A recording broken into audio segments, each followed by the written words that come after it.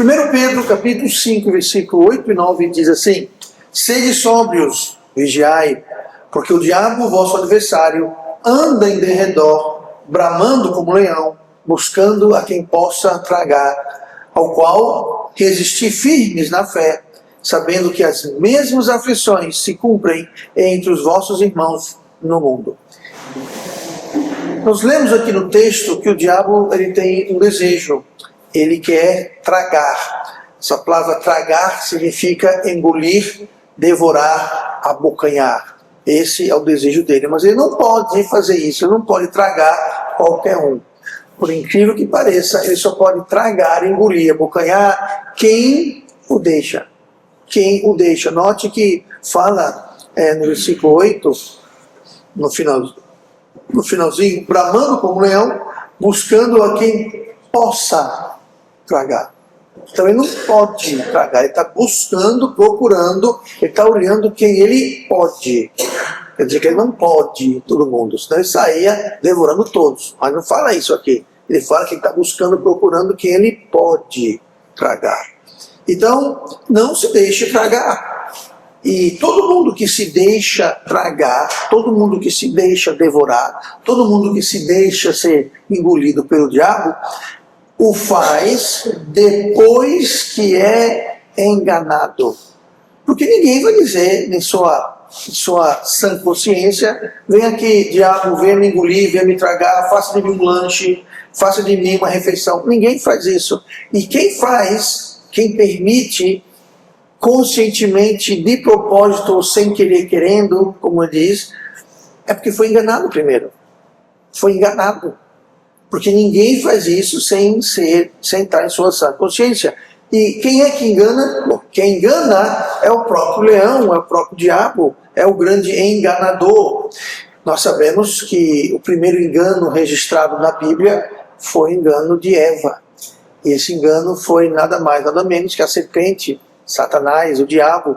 Lá em 1 Timóteo, capítulo 2, versículo 14, fala assim: e Adão não foi enganado, mas a mulher, sendo enganada, caiu em transgressão. Então a Bíblia fala que quem foi enganado não foi Adão, foi Eva. Quem enganou Eva? O diabo. Esse mesmo diabo que é o leão, que está buscando quem possa tragar, ele tragou Eva.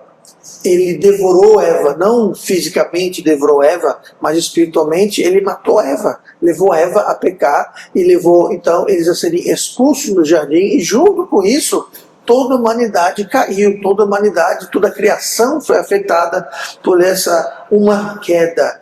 Então, veja bem, a serpente chegou para Eva e falou: é o seguinte, Eva, se você comer o fruto da árvore do conhecimento do bem e do mal, toda a raça humana, todo ser humano, daqui em diante, vai cair, vai nascer perdido. Toda a criação vai ser afetada, vai entrar morte no mundo. Até aquela época, até os animais carnívoros, eles eram herbívoros. Até o leão, por exemplo, o leão ele comia plantas. O ser humano só comia vegetais e plantas e frutas.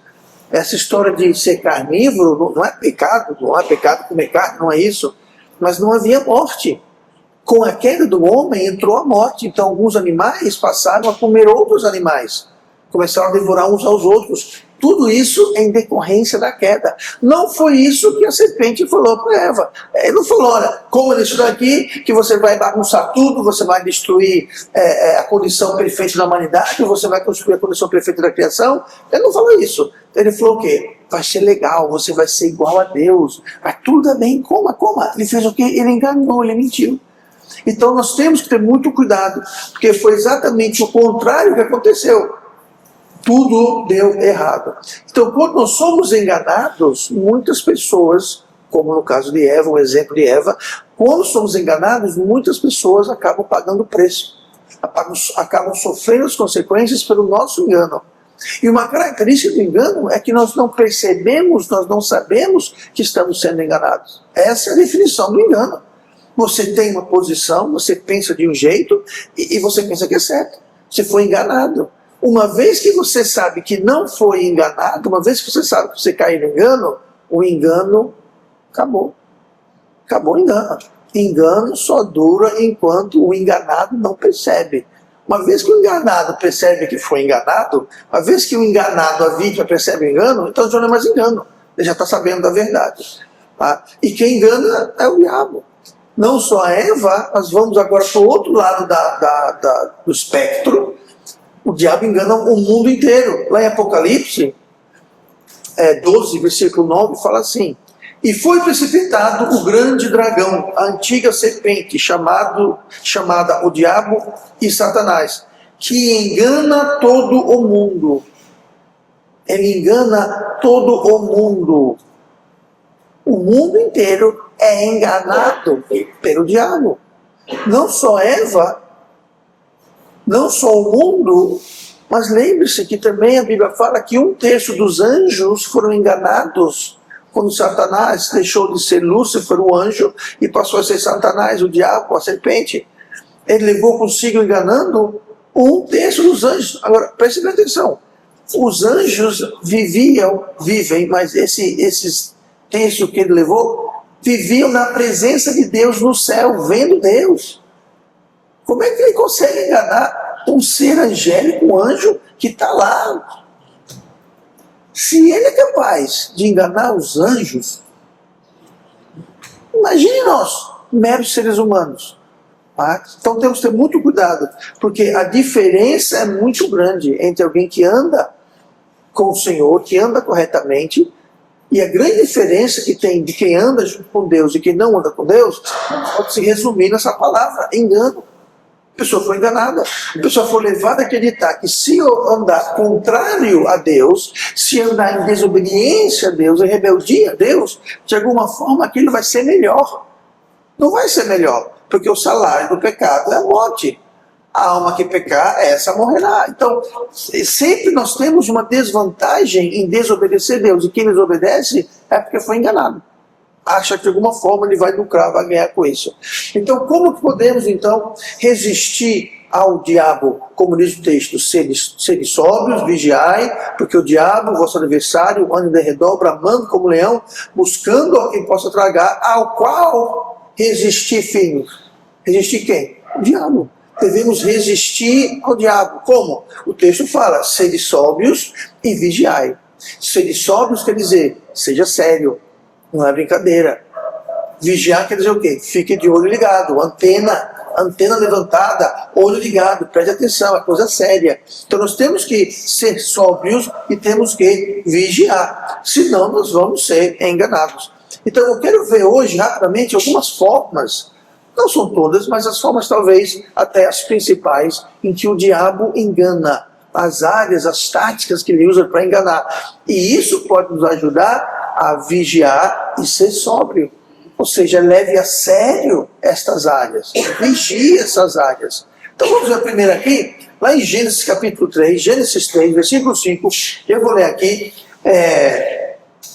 a primeira área em que o diabo nos tenta enganar. Para que ele quer enganar? Para nos tragar. Então não quer ser tragado? Não seja enganado. A primeira área para vigiar e ser sóbrio é isso, com as promessas falsas. As falsas promessas do diabo. Gênesis 3,6. Porque Deus sabe que no dia em que dele comerdes, se abrirão os vossos olhos e sereis como Deus, sabendo o bem e o mal. Isso aqui é a serpente, o diabo falando com Eva. Eu mencionei agora há pouco que o diabo não prometeu Eva o resultado real que iria ter. Não, ele fez uma promessa falsa. Ele falou: no dia em que dele comerdes, abrirão os vossos olhos e sereis como Deus, sabendo o bem e o mal. Então ele fez uma promessa falsa, uma mentira falsa. E é isso que o diabo faz. Ele sempre vem com uma mentira, prometendo mentira. E quem acredita e cai na conversa dele é enganado. E quem é enganado é mais facilmente tragado. Tudo começou com uma promessa falsa. E nós sabemos que ele é mentiroso, o diabo é mentiroso, e o diabo, ele é o pai da mentira. João 8,44. Vós tendes por pai ao diabo, e quereis satisfazer os desejos do vosso pai. Ele, o diabo, foi homicida desde o princípio e não se firmou na verdade, porque não há verdade nele. Quando ele profere mentira, fala do que lhe é próprio, porque é mentiroso e pai da mentira. Ou seja, toda mentira, se você puder seguir ela de volta, sabe onde é que vai chegar? O diabo. Ele é o pai, ele é a origem. Dele começa toda mentira, qualquer mentira. Então, quando nós mentimos, nós estamos fazendo o quê? Estamos literalmente fazendo a obra do diabo. Temos que ter cuidado, nós estamos sendo participantes e cooperadores do diabo, que é o pai da mentira. Agora, nesse texto aqui, vem uma coisa alarmante. Essas pessoas que Jesus estava falando aqui em João 8,44, vós tendes por pai o diabo, sabe o que eles eram? Eles eram os judeus. Mais do que judeus, eles eram os fariseus, os doutores, os líderes religiosos. Você acha que esses líderes religiosos sabiam que tinham como pai o diabo? Eles achavam que eles eram top. Não, nós somos judeus, nós somos fariseus, nós somos descendentes de Abraão, de Isaac, de Jacó, nós somos o povo escolhido, nós somos, então eles enchiam a boca, e era Deus para cá, era Deus para lá, porque Deus isso, Deus aquilo, eles se achavam os caras. Aí Jesus ele falou, você tem como pai o diabo. Eles disseram, não está dizendo, mas eu imagino, eles dizem assim, eu? Meu jovem, meu querido, eu sou um fariseu, eu sou um judeu, eu sou... Ué, o que foi que houve? Esse pessoal estava enganados, eles achavam que era uma coisa, eles achavam que estavam servindo a Deus, que eram de Deus, que Jesus falou, vocês não são de Deus, nem servem a Deus. Eles por pai o diabo e querem satisfazer os desejos do vosso pai. Vocês querem fazer a vontade do seu pai, o diabo. Pense no povo enganado, esse povo estava enganado. Quem enganou? O diabo enganou. E Jesus fala na sequência, ele é o pai da mentira. Ou seja, vocês estão caindo na mentira do pai da mentira, achando que vocês são espirituais, achando que vocês são de Deus e vocês não são. Olha o nível de engano que a pessoa pode chegar. O diabo, eu vou dizer uma coisa aqui óbvia, o diabo mente, ele engana, ele trapaceia. O diabo não joga limpo. Não seja ingênuo achar que o diabo vai lidar com a verdade, que ele vai ser honesto, que ele faz o que... Ele não vai, ele é o diabo, gente. Ele vai mentir, vai trapacear, ele vai enganar. O diabo não joga limpo, você tem que entender isso. Então, tudo aquilo que o diabo traz, toda a promessa que ele faz, tudo que ele vem trazer para você, está contaminado. Eu costumo dar esse exemplo aqui. Você vê uma goiaba assim, eita, a goiaba chega a estar cheirosa, chega a estar amarela, madura, aí você morde, doce, maravilhosa, até você olhar assim, onde você deu uma mordida, e você vê metade de um bicho. E outra metade está onde? Pois é. Ela é tão cheiroso, tão bonito, tão generoso. Mas todas as goiabas do diabo tem bicho. Todas as promessas do diabo são falsas. Tudo que ele vem prometer, ele vai entregar o contrário, o oposto. No caso de Eva, no caso do mundo, ele promete paz, ele promete alegria, ele promete um monte de coisa e dá justamente o contrário. Por quê? Porque ele é mentiroso, ele é enganador. Não sejamos ingênuos. A primeira área com que ele faz isso é justamente isso, é com promessas falsas. Promete muito, mas entrega pouco. Ele promete alegria, amizade, popularidade, diversão, prosperidade, promete tudo isso, mas entrega lágrimas, solidão, arrependimento, desespero, tristeza. Mas ninguém quer essas coisas. Mas é isso que ele entrega, prometendo uma coisa e entregando outra. Então, número 1, não acredite nas mentiras do diabo. Segunda coisa, Mateus 4, versículo 6. Mateus 4, versículo 6 nos traz a segunda área que o diabo vai querer nos enganar para poder nos tragar. Isso é, ele vai torcer as escrituras. Ele vai querer pegar o que a Bíblia diz e dizer, não, está dizendo outra coisa. O primeiro exemplo foi com Adão e foi com Eva. Que ele chegou e disse, não, Deus falou, o dia que comer vai morrer. Não, disse a serpente, não, você não vai morrer. Mas Deus falou, não, Deus não falou isso. O que ele estava fazendo? Ele estava torcendo, mudando o que Deus tinha dito. E até hoje ele faz isso. Por quê? Porque funciona. Então, muito cuidado. Mateus 4, 6. E disse-lhe, se tu és o filho de Deus, lança-te de aqui abaixo, porque está escrito que aos seus anjos dará ordens a teu respeito, e tornar-te-ão nas mãos, para que nunca tropeces em alguma pedra. O que está acontecendo aqui? Isso aqui é o diabo tentando Cristo no deserto. Lembrando que Jesus foi batizado por João Batista, logo após foi no deserto, passou 40 dias, 40 noites, não comeu, não bebeu, e durante esse tempo o diabo veio para ele várias vezes, e essa é uma dessas vezes. Ele veio tentar Cristo. Agora veja que audácia. Ele veio tentar a Cristo usando o quê? A palavra de Deus. Ele diz, se tu és o filho de Deus, lança-te daqui para baixo. Se você é filho de Deus, se jogue daqui. Porque a Bíblia fala, aí ele diz aqui, aos teus anjos dará ordens a teu respeito e tomar-te-ão nas mãos para que nunca tropeces em alguma pedra. Fala, se jogue, você é filho de Deus, se jogue, que a Bíblia diz que Deus vai lhe salvar, Deus vai lhe pegar, Deus vai mandar anjos lhe resgatar. Está na Bíblia isso? Está na Bíblia. É bíblico, é bíblico, mas ele estava torcendo. Como é que Jesus respondeu? Não, nem só de pão o homem viverá. Não tentará o Senhor teu Deus. Não adorará. O que foi que Jesus fez? Ele respondeu, retrucou com a Bíblia, com a palavra de Deus. Ué, mas o diabo não tentou com a Bíblia, com a palavra de Deus? Sim, e Jesus retrucou. O que foi que Jesus fez quando ele retrucou, respondeu com a palavra de Deus? Aquela resposta de Jesus, também com a palavra de Deus, que era igual que Satanás usou, aquela resposta de Jesus trouxe contexto.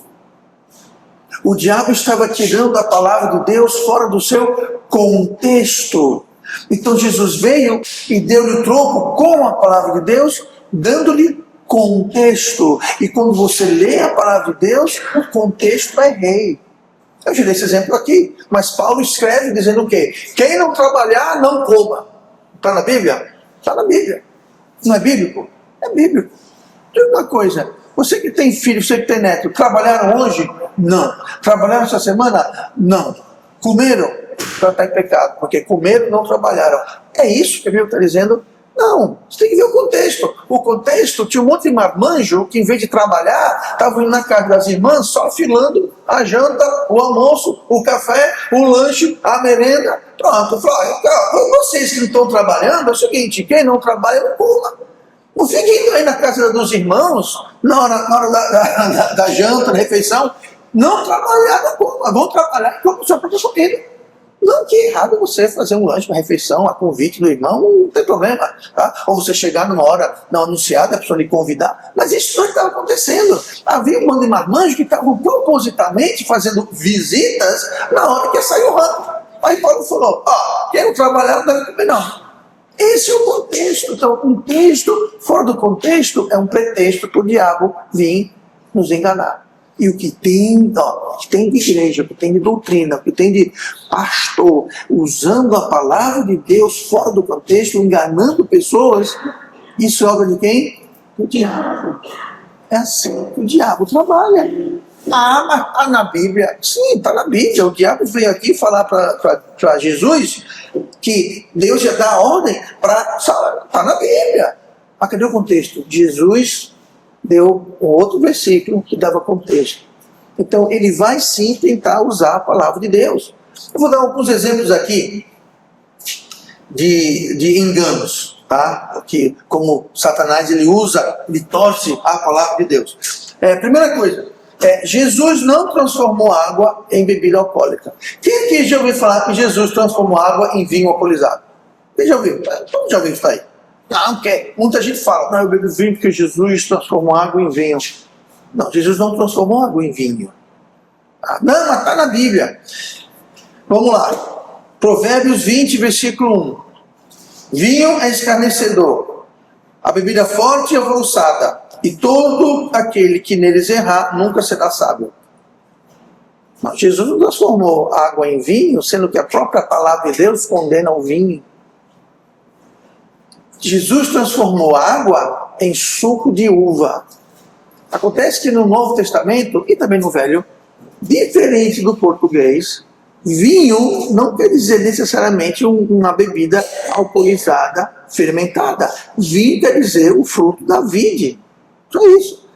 Então, vinho, fora de contexto, não quer dizer nada. Por exemplo, esse vinho aqui em Provérbios 20, versículo 1, ele obviamente é um vinho alcoolizado. Agora, Paulo fala para Timóteo, lá em 1 Timóteo, se não me engano, para ele tomar um pouco de vinho devido às enfermidades que eles têm no estômago. Gente, qualquer um pode dizer isso. Se você tem problema no estômago, uma úlcera, uma gastrite, um problema estomacal, a última coisa que vai lhe ajudar é bebida alcoólica. E qual é uma coisa que vai ajudar você? Suco de uva. Não suco de uva desse de caixinha, de pó de que suco. Não, o suco de uva integral, o suco da uva. Aquilo faz bem para o estômago.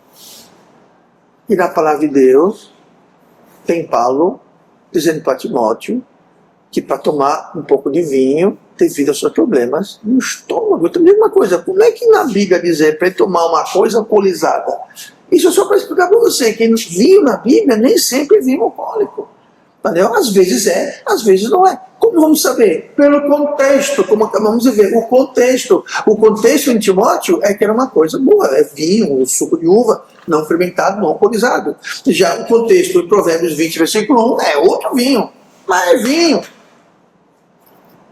Outro exemplo, Provérbios 23, 31. Não olhes para o vinho, quando se mostra vermelho, quando resplandece no copo, se escoa suavemente.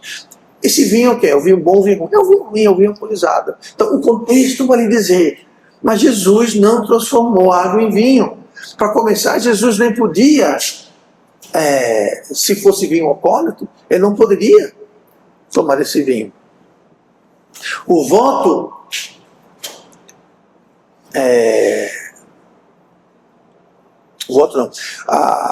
o que Jesus fez foi obedecer um pedido, não uma ordem, um pedido da sua mãe, que o vinho bom tinha acabado, e Jesus simplesmente fez o quê? Atendeu o pedido, mas não quer dizer que foi vinho alcoólico, porque ele nunca faria uma coisa dessas com vinho alcoólico, tá?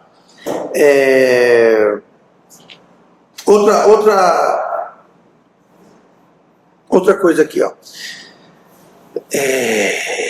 Jesus tinha cabelo comprido. Muito homem, né? Cabelão aqui, aquela cabeleira linda. Você olha assim, parece que é uma mulher de costas, né? Não, mas Jesus tinha cabelo comprido. Jesus não tinha cabelo comprido. Como é que você sabe? Porque fala aqui, Coríntios 11, 14. Ou não vos ensina a mesma natureza que é desonra para o homem ter cabelo crescido? É desonroso.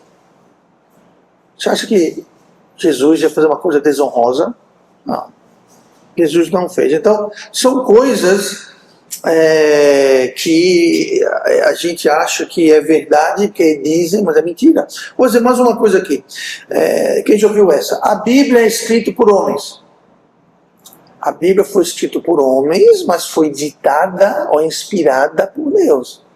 Então, talvez foi o homem que pegou a caneta mas aquilo não vem do homem. Vem de Deus. Gênesis 3, 4. Então a serpente disse à mulher, certamente não morrereis. O que foi isso? Foi a serpente atacando a palavra de Deus. Então a palavra de Deus sempre vai ser atacada. Vão dizer, não, mas os homens escreveram isso. Ok, tá. Vamos supor que isso é verdade. Existe alguma coisa na Terra que foi escrito sem ser por homens? No entanto, você lê livros, você aprende, é tanta coisa, e ninguém fala, não. Se a pessoa, um médico, está lá na faculdade estudando, eu não vou acreditar em nada disso porque foi escrito por homens. Sim, quem escreva? Um sagui? Um macaco? Quem vai escrever? Tem que ser homens. A diferença é que a Bíblia é inspirada. Ela foi inspirada, diz assim, 2 Timóteo 3,16.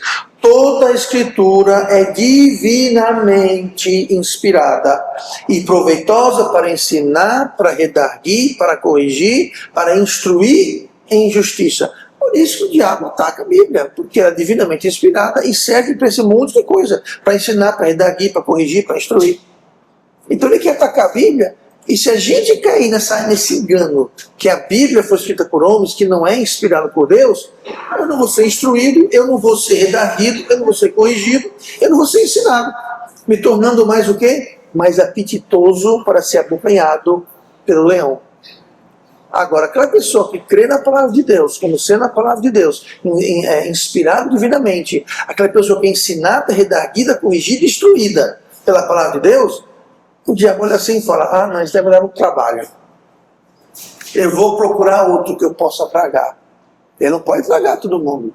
Então, não caia nas mentiras. O diabo não cai nas mentiras. O que mais? Rapidamente aqui, 2 Coríntios 2, versículo 10, nos traz outra área em que ele vai querer nos enganar para nos abocanhar. 2 Coríntios 2, 10. E a quem perdoardes alguma coisa, também eu. Porque o que eu também perdoei, se é que tenho perdoado, por amor a vós, o fiz na presença de Cristo. Agora é importante, para que não sejamos vencidos por Satanás. Então Paulo aqui está falando sobre perdoar uns aos outros. Ele fala, para que não sejamos vencidos. O que quer dizer vencidos por Satanás? Tragados. Se ele nos venceu, se ele venceu, nós perdemos. Nós já estamos nas bocas, estamos sendo mastigados. Aí fala assim, versículo 11, porque não ignoramos os seus ardis. O diabo quer nos vencer com seus ardis. O que quer dizer ardil, pastor? Ardil quer dizer alguma coisa que tenta iludir, enganar, é uma cilada, é uma armação. O diabo tem ciladas, armações, armadilhas. O diabo tem os seus ardis. Para quê? Para nos vencer. Para quê? Para nos devorar. Então ele tem. E Paulo fala, porque não ignoramos. Então se a gente ignorar os ardis, as armações, as armadilhas do diabo, nós vamos ser vencidos e tragados por ele. Então, tem muito ardil, tem muito plano. O diabo tem vários planos de andamento. E para quem não é instruído, quem não é ensinado, redaguido, corrigido pela palavra de Deus, vai cair nessas armadilhas. Vai cair no engano. E vai ser vencido por Satanás. O que fala aqui em 1 Timóteo 4,11. Mas o Espírito, no caso o Espírito de Deus, expressamente diz que nos últimos tempos, que estamos vivendo, apostatarão alguns da fé. Veja só, dando ouvidos a espíritos enganadores e a doutrinas de demônios. Tem muita gente, agora veja bem, esse pessoal que apostatarão são pessoas que estão na fé. Você não pode apostatar. Apostatar quer dizer sair, digamos, um modo bem básico. Apostatar é sair. Para você sair, você tem que estar dentro. Todos nós aqui podemos sair para aquela porta.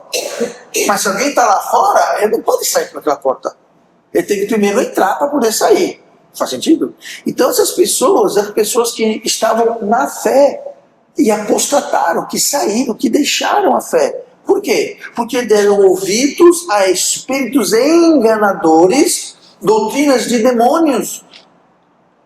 O que é isso? São ardis. São pessoas enganadas, pessoas que estavam no lugar correto, estavam na posição correta, estavam na fé e saíram. Porque deram ouvidos. Por quê? Porque estavam ignorando os ardis. Então, se a gente pensa que toda igreja é igreja, todo pastor é pastor, toda pregação é pregação, se a pessoa falar Jesus, então está tudo certo? Se a pessoa falar Deus, está tudo certo? Tudo que se chama, tudo que brilha é ouro? Você está sendo enganado. Porque nem tudo que brilha é ouro. Nem tudo que se chama de pastor, pregador, até Bíblia. Tem muita Bíblia que não é Bíblia. Nós usamos a Bíblia correta, a versão da Bíblia correta, a tradução da Bíblia correta. A maioria das igrejas nem se dá conta, a maioria dos pastores nem sabe essa questão. Não, Bíblia é Bíblia. Não é verdade, nem toda a Bíblia é Bíblia. Tá? A Bíblia que nós damos aqui, que nós temos aqui, nós pegamos aqui, é a Bíblia correta. Aí existem algumas versões no português que podemos usar. Tem a ACF, Almeida Corrigida Fiel, tem a Bíblia LTT, que é a tradução do texto literal, e tem a Bíblia King James, que também é tão bom quanto a ACC. Pronto. O resto realmente não é a palavra de Deus. Pode conter algumas partes, mas não é a palavra de Deus. É uma coisa que foi adulterada. Então, por último, 2 Coríntios 11, a última coisa que o diabo nos engana para poder nos tragar é 2 Coríntios 11, versículo 13. Porque tais falsos apóstolos, veja só, tem falso apóstolo, são obreiros fraudulentos, transfigurando-se em apóstolo de Cristo. Veja só, 14. E não é maravilha, ou seja, grande surpresa, porque o próprio Satanás se transfigura em anjo de luz. Não é muito, pois, que os seus ministros se transfigurem em ministros de justiça. Veja só, aqui está dizendo que tem ministro, que tem apóstolos, que não são legítimos, são obreiros fraudulentos, que se transfiguram, ou seja, se fazem aparecer, do mesmo jeito que Satanás se transfigura em anjo de luz. Ele é anjo de luz? Não. Então muito cuidado para não ser enganado como por um anjo de luz, ou um apóstolo fraudulento, ou como um ministro de Satanás. Como é que eu vou saber? Ele não vai ter um chifrinho, um garfo na mão e um rabinho balançando aqui na mão. Não é assim que vai aparecer. Ele vai se transfigurar, ele vai se parecer. Você vai olhar, o próprio Satanás se transforma num anjo de luz. Para quê? Para enganar o povo. Nem tudo que brilha é ouro. E nem todo anjo que se apresenta como luz é um anjo. E a gente não deve estar correndo atrás de anjo, ouvindo anjo, adorando anjo de todo modo. Tá? Anjo, ele não tem nada a ver para edificar. Tem gente que adora anjo, porque eu vi um anjo. Você viu um anjo, então tudo bem. Ele falou o quê? Ele falou assim, assim, assim. Bate com a palavra de Deus? Bate. Então, tudo bem. Se não bate, esquece. A nossa autoridade não é anjo. A nossa autoridade é que, porque o pastor falou, porque o apóstolo falou. Bate com a Bíblia? Não bate? Então fique com a Bíblia. Não adianta ser apóstolo, ser anjo, ser pastor, ministro. O que vale é a palavra de Deus. Então, Deus tem os seus ministros e servos? Tem. O diabo também tem. Tá? Cuidado com isso. Tá? Ministro é alguém que ministra, que serve. Alguém que faz a vontade do seu chefe, digamos. Lembra os fariseus? Jesus falou: vocês são filhos de Satanás, querem fazer a vontade do vosso pai. É isso aqui. São pessoas que estavam se aparentando ser uma coisa e de fato não era. Eles eram enganados e estavam enganando. É como hoje, tem falso profeta, falso apóstolo, falso pastor. Segundo a palavra de Deus, tem. Esses são enganados e enganam. São enganados e enganadores. Então não sejam enganados. Tá? Inclusive, até em questão de milagres e maravilhas, muito cuidado. Olha o que fala aqui em Marcos 13, versículo 22. Porque se levantarão falsos profetas, falsos cristos e falsos profetas, e farão sinais e prodígios para enganarem. Continua. Se possível, até os escolhidos. Mas vós vede, eis que antemão vos tenho dito tudo. Jesus está dizendo, eu estou avisando vocês, vai ter gente... Vai ter falso profeta, falso mestre, vão fazer sinais e prodígios para enganarem. Jesus falou, eles vão fazer isso para enganar. Se possível, até os escolhidos. Mas veja só, eu estou te avisando antes. Então só porque alguém vê algo extranatural, algo sobrenatural, algo milagroso, não quer dizer que é Deus, gente. Não quer dizer que é Deus, a Bíblia está dizendo isso, não sou leitura de isso, a Bíblia está dizendo, Deus está dizendo. E Jesus falou, eu estou avisando antes da hora. Para quando aparecer você não sei o que, enganados. Então não sejamos enganados. Para resumir hoje, saiba que o diabo tenta nos enganar. Nós vimos várias coisas como o diabo tenta nos enganar. E saiba que ele quer nos enganar para poder nos tragar. E ele vai tragar quem permite. E quem permite é quem é enganado. E é enganado é por ele mesmo. Então ele quer te enganar, ele quer me enganar para nos tragar. Fiquemos de olhos abertos. Amém? Diga, André. Não, eu pensei que quando eu fui na igreja católica, eu fui numa igreja com uma Bíblia, né? Com a minha Bíblia. Aí a senhora que estava do meu lado, ela disse assim para mim, essa Bíblia não é daqui, não serve. Aí eu olhei para ela e disse, acho que eu tenho que parar. Ela disse, isso aqui também. Aí, só que a palavra dela não tem, não é... Não vou dizer que tudo naquela Bíblia está errado. Não estou dizendo isso. Está todo errado do começo ao fim, não. Mas tem muitas coisas adicionadas, muita coisa retirada. Tá? Então ela não é perfeita. Entendeu? Não estou dizendo que, por exemplo, alguém pode ser salvo lendo a Bíblia católica, ou a maioria das outras Bíblias? Pode. Mas não é a palavra perfeita. E eu quero o quê? Eu quero a palavra perfeita. Eu não quero uma coisa imperfeita. Eu quero a palavra de Deus perfeita. Porque as outras versões, fora essas três que eu falei, elas têm muita coisa que tiraram, muita coisa que colocaram e muda muita coisa. Agora, lembrando, são 66 livros. Não estou dizendo que está tudo errado. Não, tem muita coisa que dá para aproveitar. Mas não sei quanto a você, mas eu quero uma coisa perfeita, legítima. Se eu posso ter uma coisa perfeita e legítima, por que eu vou querer a falsificada? Por que eu vou querer a imperfeita? Mas assim, então as pessoas não entendem, elas foram enganadas. É uns enganos. Toda a Bíblia é Bíblia. Não interessa se é a Bíblia católica, a Testemunho de Jeová tem a versão só deles também. E a versão do Testemunho de Jeová tira Deus como sendo, Cristo como sendo Deus. Cristo não é Deus. Na Bíblia dos Testemunhos de Jeová fala que o verbo era um Deus. Opa! Não. O verbo era Deus. Na dele colocou um Deus e com D minúsculo. A nossa diz, era Deus com D maiúscula. É só uma letra, mas faz toda a diferença. Entendeu? Não é bobagem. É uma coisa séria.